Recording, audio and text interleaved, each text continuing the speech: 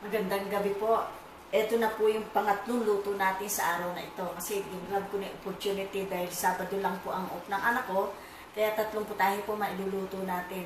Kaninang tanghalian, yung sinigang sa miso na salmon. Tapos itong hapon, yung mga nag-request ng atsara, tapos na. Ngayon ito, gabi naman, yung arroz Valenciana ni Imelda Martin. Imelda Martin, nag-post ka pa. Eto na. Napakalakas mo sa akin. Luluto ko na.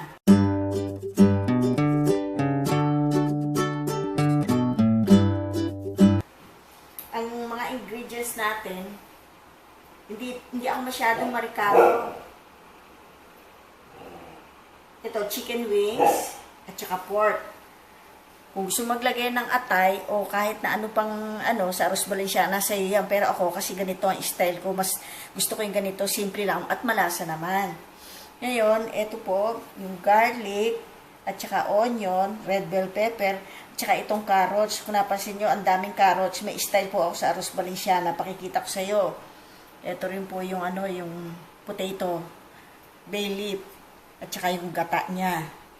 Lalagyan din natin siya ng black pepper, tsaka asin, patis din po.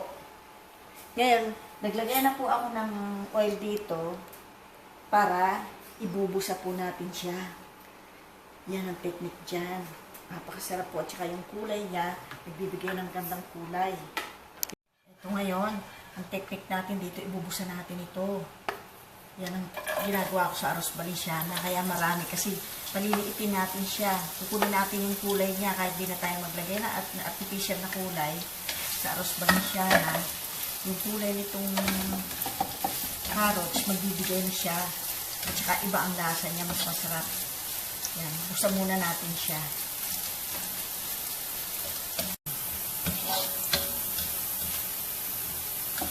Ito po, atin na muna siya hahanguin. Ready na siya.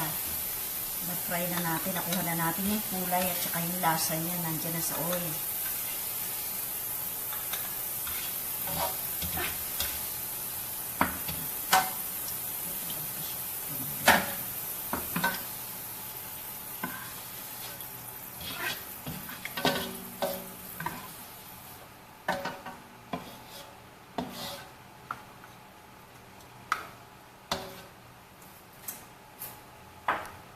Ngayon, igisa na po natin siya sa bawang niya. Yan.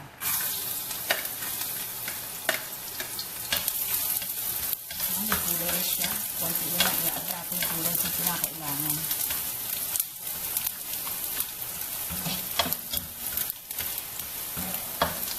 Tayin lang po natin maluto ng bawang at lalagyan na natin ng onion.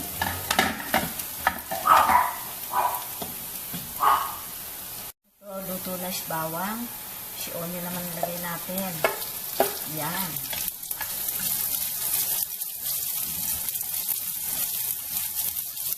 Hindi po tayo maglalagay ng luya. Kasi arroz Valenciana po ito. Hindi kaldereta. Mawala ang lansa niya sa mga ingredients na yan. Yung bawang, bell pepper, tsaka yung paminta. Yan. Lagyan natin ito.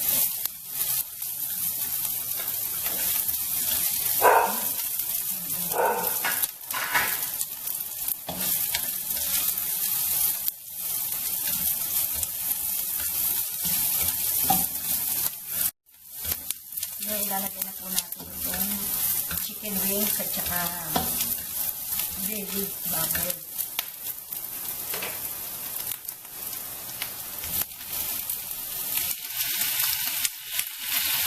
Tapos siya muna natin.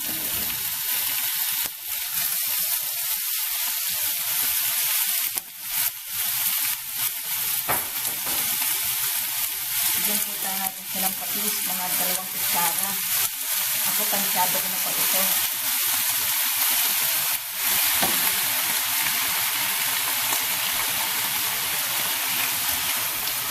Patis at saka asin lang po, pang-aalat ko. Pansakot siya natin siya, hilaan natin yung apoy. Ito po. Hindi natin paminta pagkaalis nila isa.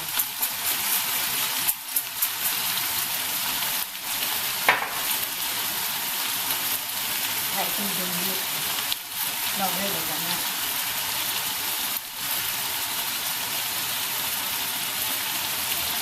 Isang bango.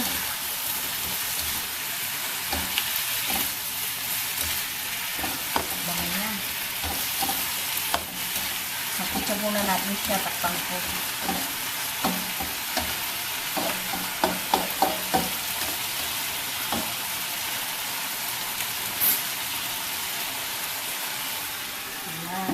Natin para low fire natin siya.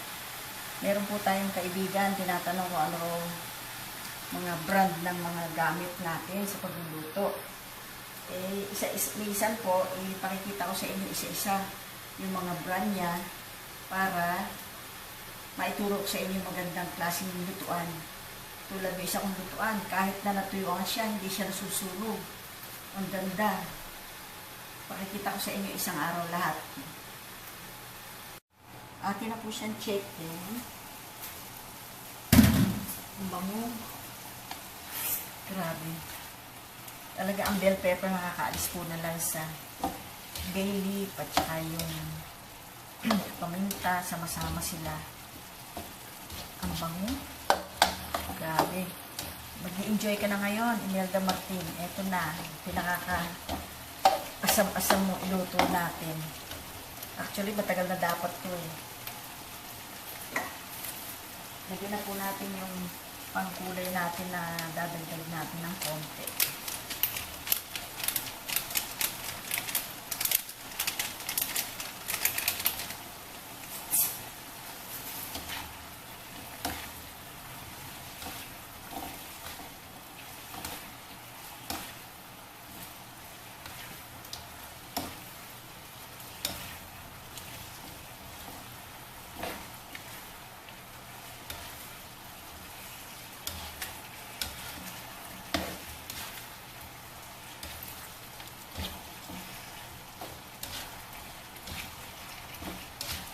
Sangkot siya natin mabuti para masarap siya sa arroz valenciana.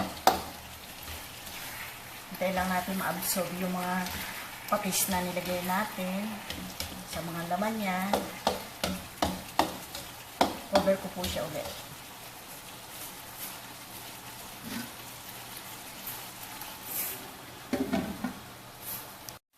Ito na po siya. Ang ganda na niya.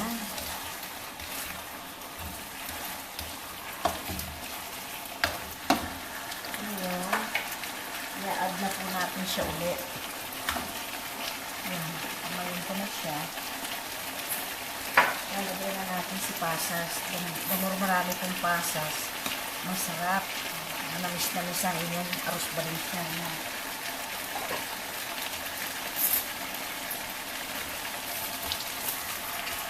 Ililipat ko po siya sa isang malaking kaldero. I-ready ko dito natin siya ililipat mamaya. Lagyan natin ng dahon. So, pag nilagay ito, aalsa, madami. Hindi kaya ng aking isang frying pan.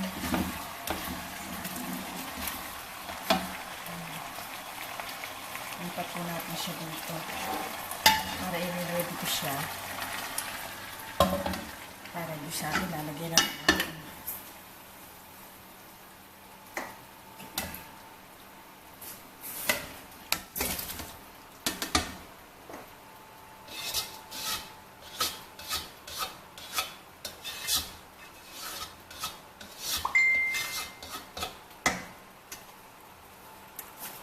Ilalagay na po natin yung pangalawang gata. Tatansyahin natin yung dami niya.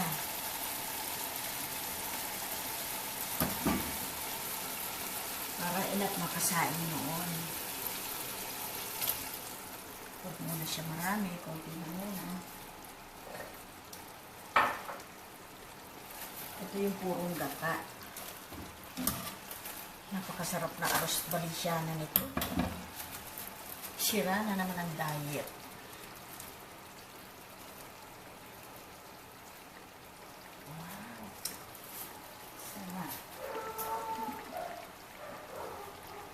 Sasabihin na po natin itong patatas.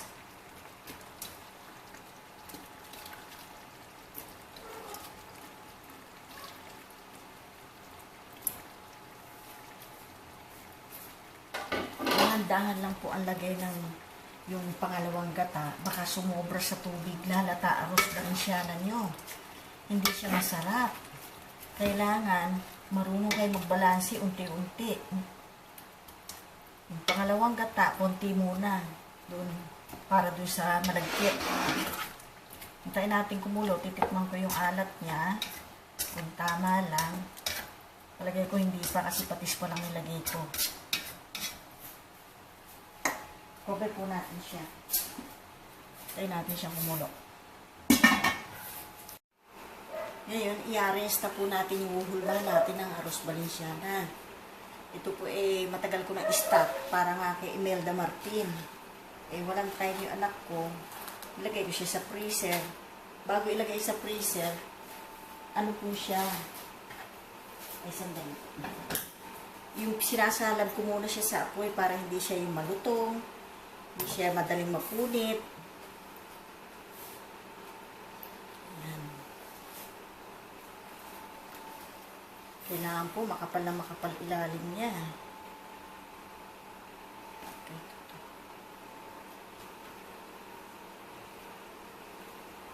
Ayan. Okay lang po yung madoble-doble. Ayan siya.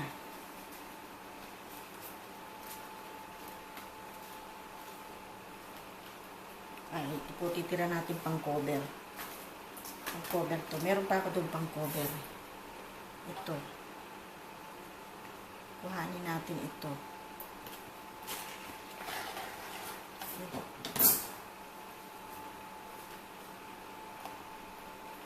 Masyadong matrabaho ni request ni Imelda Martin.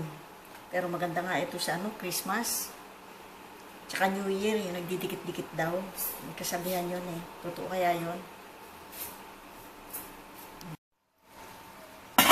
Chichikin po natin yung alat niya, ha?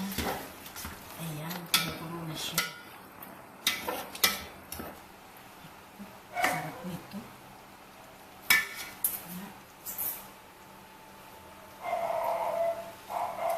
Sarap pero patabang pa. Lalagyan natin siya na asin. Asin na. Mga 1 kutsara po ito. Yung pork at saka pakpak, 1 kilo po siya lahat. Mga 2 kutsara lagay nyo kasi pati ito. Tamang-tama alat. Tsaka yung patis, 2 tablespoon din. Masarap. Grabe. Ito na.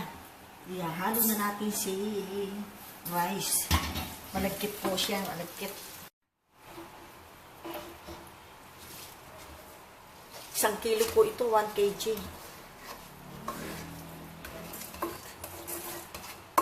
Naku, matatakaw din mga tao dito sa arroz Valenciana. Pag nag-arroz Valenciana ako, miya-miya dukot. Lalo yung medyo nagtutong-tong. Kasarap. Kamayin ko na po ito. Sayang. Mahal pa naman ang malagkit.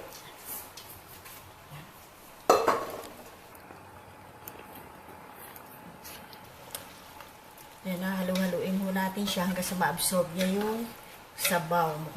Bumali.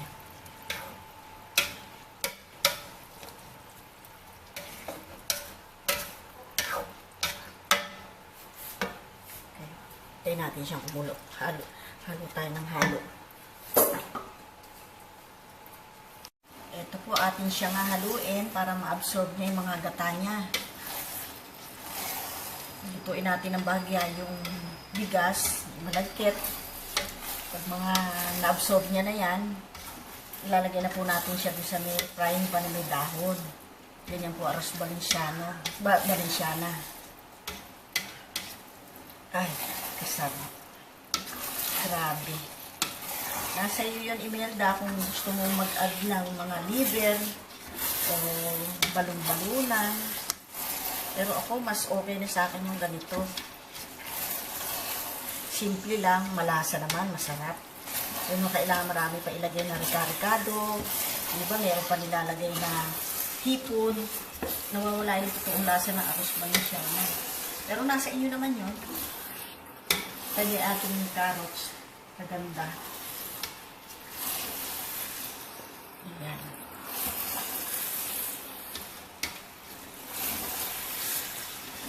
bango. Grabe.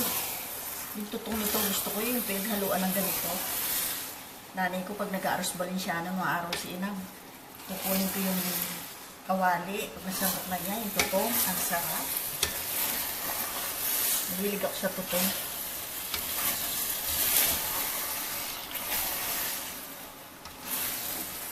So, hintayin po natin ma-absorb siya ng konti.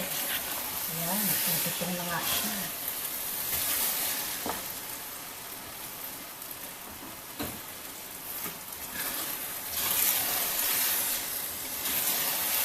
Ilalagay na natin siya doon sa frying pan. Para maging arroz Balenciana na siya. Okay.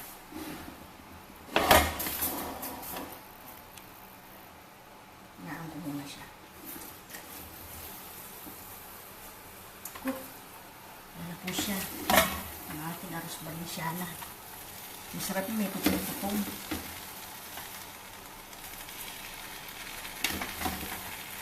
Makikipaglabang ka para ka nagbibiko. Ang bango. Grabe. Malangis-langis siya sa gata. Purong gata ba naman yung nilagay natin eh. Bagya lang yung kakang gata. Yung pangalawang gata, bagya lang. Kaya igisa ko siya, konting mantika lang eh. Wow. Naku, bukas saglit lang ito, ubus na. Paborito ng mga anak ko to. Ako rin. Nandito pa na may kapatid ko, pamangking ko. Tapos siya.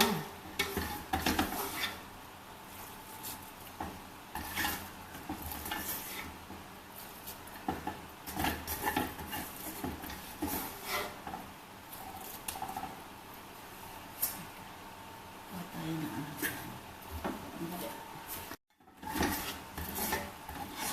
Sarap-sarap na. Walang tutong. Madaya, walang tutong. Uy, kasarap nito.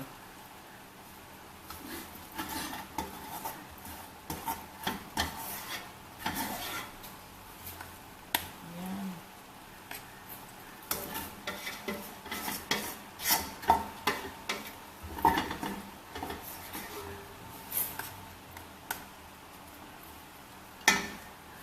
Ngayon, ipaplat natin siya.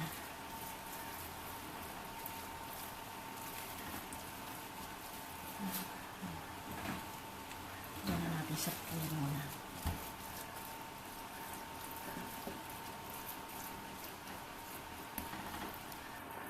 Yan, 75% na luto na yung rice. Na-absorb niya na yung mga gata. Kaya sabi sa inyo, tantyahin nyo yung ilalagay yung gata sa baw.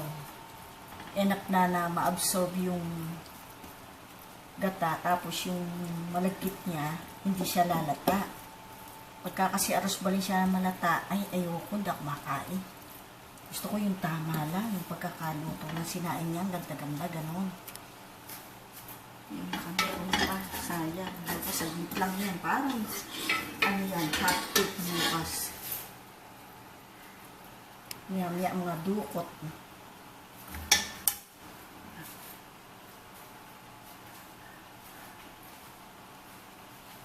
Maglabas pa ako ng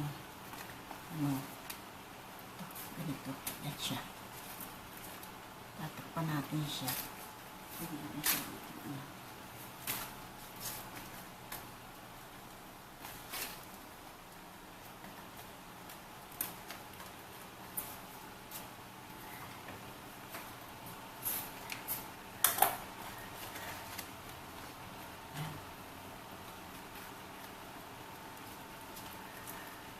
Kailangan ito nasa likod para pag tinurn over natin yung makapal natin doon.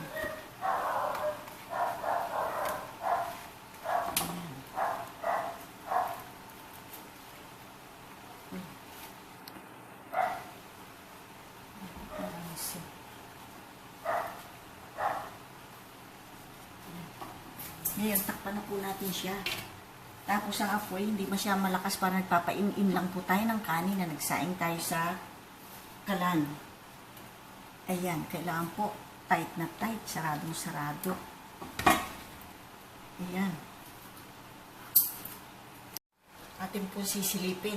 Naka 15 minutes na siya. Ang bango. Ang bango ng dangasal. Tingnan natin kung nagtututong na siya. Ayan. Babalik rin po natin. Titignan ko yung ilalim kung may tutong na siya. Ayan. Ay po. Ay, mga pwede na.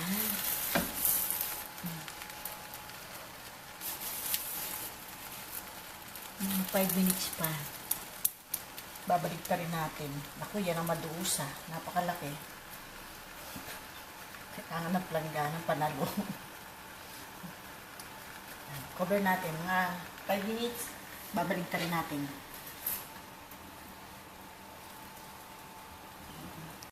Ating chicken. Wala, konti na siya. Babalik pa rin ko na po siya. Naku, ito na madusa.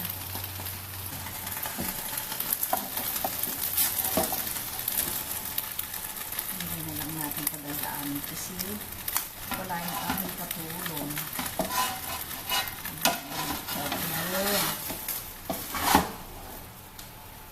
Amoy tutong na. Naglakas ang kuko kasi walang tutong.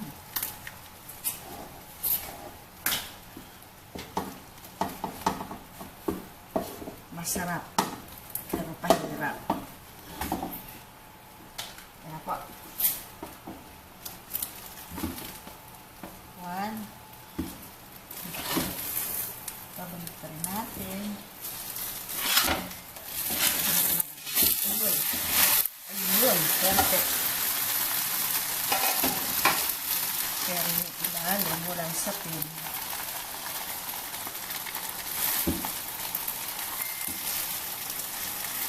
Saksak po natin ang sapin niya sa ilalim. Bagay, di naman po siya mag-ano. Kasi teflon ito. Malayo kapatid kong katulad na angat eh.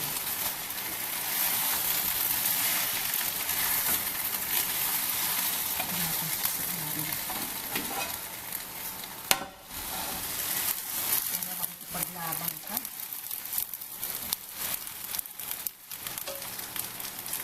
Kailangan ko may katulong kayo magbibili. Hindi naman ako matulungan na anak ko, nagbibideo siya, hindi makukunganan. Okay lang, teflon nito, hindi naman siya mag-ano. Hindi siya mag-tututong. Ano lang po natin siya, cover, para maluto yung kabila. Ayan, sa susunod, Imelda, ha? Yung madali-dali i-request mo, tsaka pag nagluto ka nito, kailangan may katulong ka. Pagbaligtad na gano'n.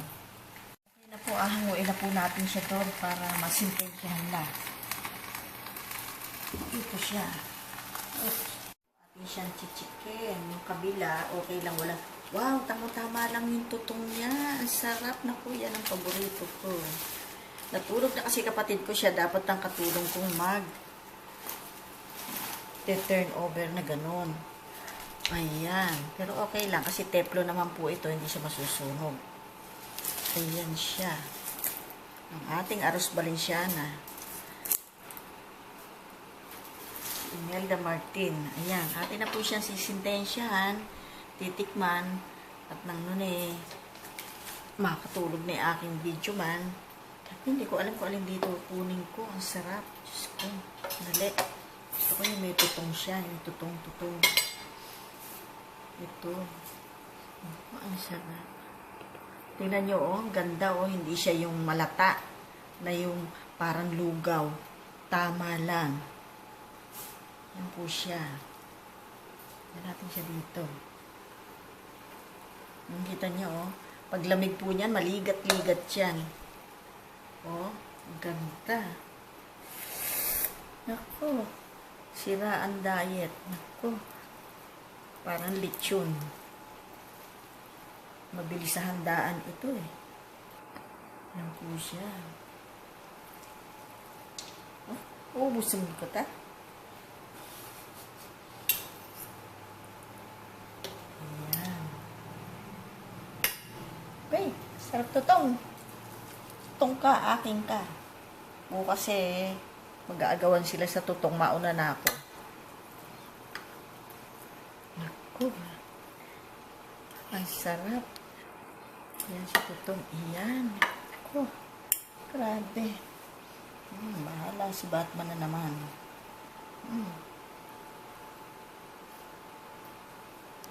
Ito po, hulas na ako sa pagluluto. Maghapon, kita nyo, hindi na ako nagpalit kasi 3 po tayo niluto natin. Nung lunch natin, yung salmon na sinigang.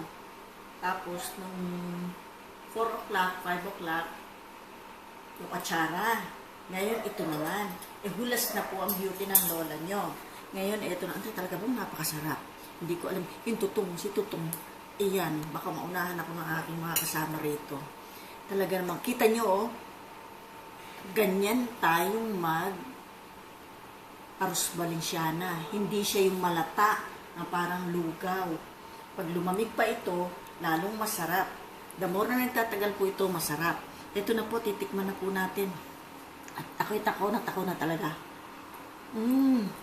Ang sarap. Tamang-tama alat.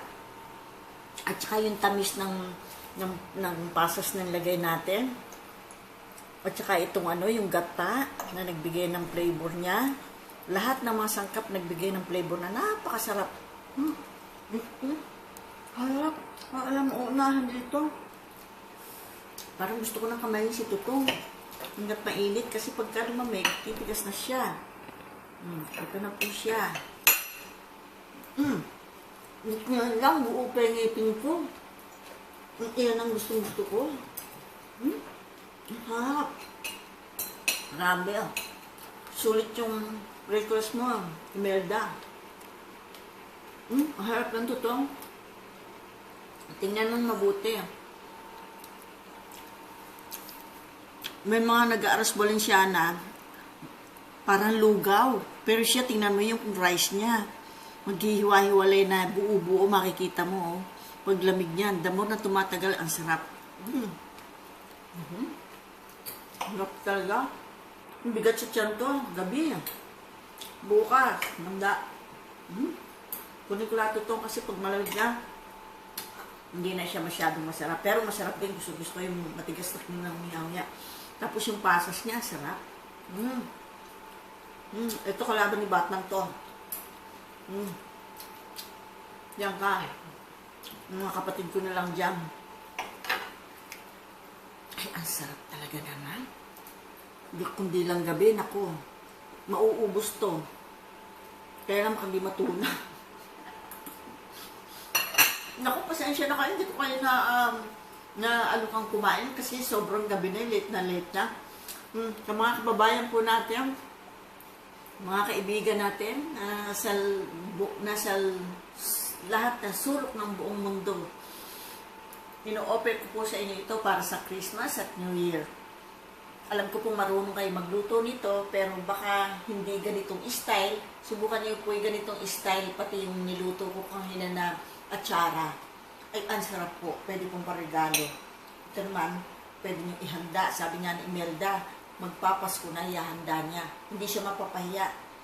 Basta, maraming pasas. Isa pa yan sa sikreto. Bibigay ng tamis-tamis flavor dito sa arroz Valenciana. Yung iba kasi lalagyan ng hipon. Ako ayoko may hipon. Yung mga huli ang lasa kung seafood ano siya, ganon-ganon. Ito talaga, lasa-lasa mo yun. Pagka-arroz Valenciana niya na, nandiyan na lahat. Ang sarap. Ang kunat-kunat, matamis-tamis. Tamo yung carrots, yung style ko ng carrots, gayahin nyo. Pinray na mabuti, nagbibigay siya ng flavor at saka kulay. Continue kukulay nyo. Iba ang dating ng niya, aroma niya, lasa niya. Ang sarap. Ito na naman po ako. Baka hindi ako matunawan kasi gabi. Malagkit po ito. Ang sarap.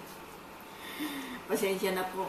Hindi ko na kayo maistoryahan na matagal. Gabi na. Baka marinig ako ng kapitbahay. Sabihin, ano kaya ginagawa nun? Sino kaya kausap mag-isiraw? Nabubulang ko siguro. Kasi pagkagabi yun, dito yung aso sa kapitbahay namin. Dinig na dinig. Ako, yung boses ko, pinalalakas ng mga viewers natin kasi ang hina daw. Hindi nila alam. kami, ang bahay namin, dikit-dikit parang townhouse. Para sabihin nun, ano kasi sino kakausap yung bolang na yun? Ha? Yung murit, kanila. Alam niyo ba yung bolang tsaka murit? Parang, ano yun Kapampangan. Yung bolang, Kapampangan, yung murit. Bisaya ata. Ay, di ko lang kabisado. Basta, yun. Sa Arabic naman, magnuna. Sisira ulo. Okay naman ito ko. Ang sarap talaga. Sensya na kayo, hindi ako makaka-istorya ngayon. Yung memory ng video na anak ko, 5 minutes lang. Nabilis lang. Kasi maghapon kami, 3 yung niluto namin na. Imagine nyo na lang ito, balik-balikan nyo na lang. Buksan nyo lagi yung ano nyo. Yung channel ko sa YouTube, ito. Napakasarap talaga. Magbigay ng flavor yung... Kaya hindi na ako naglagay ng kamatis. Kasi yung ito pong pasas, may asim at tamis. Kung maglagay tayo ng kamatis, maglalaban. Yung pasas po na yung nadala ko, matamis at maasim, magkahalo siya. Marami akong dalang klase mga pasas Gagamitin ko rin sa fruit salad yun. Macaroni salad pala, hindi fruit salad. Macaroni salad, maano rin ako maglagay ng pasas. Marami. Kasi isa-isa nagdadala ng lasa. Sabi nga yung mga pamangkin ko, tita, ba't ang daming dalang pasas? Ay, ginagamit ko hanggang sa pagluluto ko, huwag niyang pag-initan niya kasi gusto pulutanin. Ay, isa kong pamangkin sa Bulacan. Hindi, kasi ang mga pasas dito, isang klase lang, racing lang. Kakainin ko yung kalaban namin ni Batman.